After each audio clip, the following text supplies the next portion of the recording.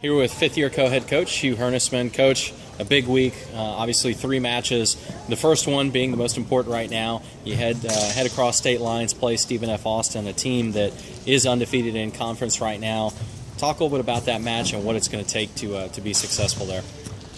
Very balanced team, a very physical team. Both of their middles are having great years so far. Jill Ivey is an extremely talented player. If not the best right side in our league, she's got to be one of the top 2 or 3. But just a big impact player for them. And they just do a real nice job. There's a reason they're 8-0 right now. They defend real well. Very talented libero.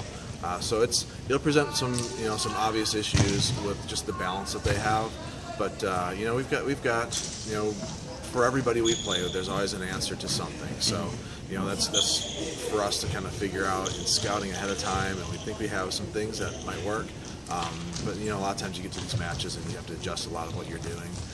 So we've had to do that in the past too. So it's going to be just kind of tinkering around with what we feel like will work and what doesn't work, and it's just the general flow of the match. On paper anyway, it seems to be a matchup of maybe their offense against your defense. Their offense being one of the best in the league, your defense leading all 3 categories.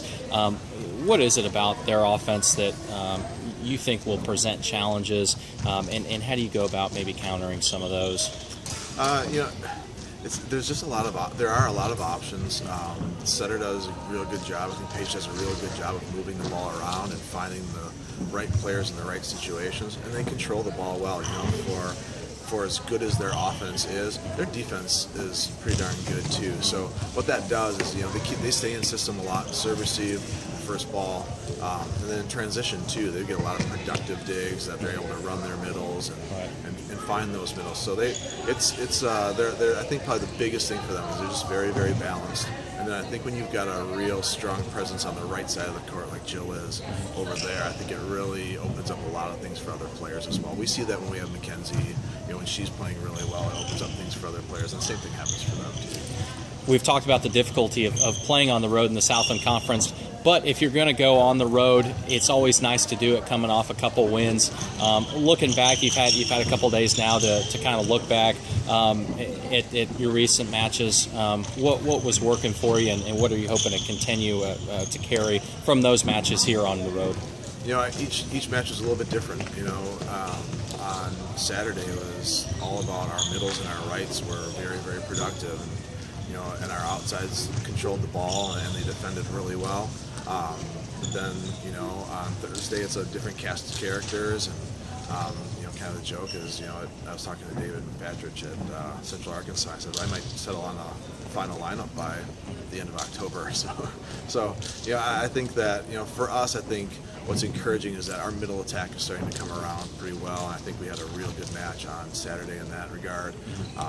Teams know that we've got very talented players, so they adjust their defense and their blocks to account for that.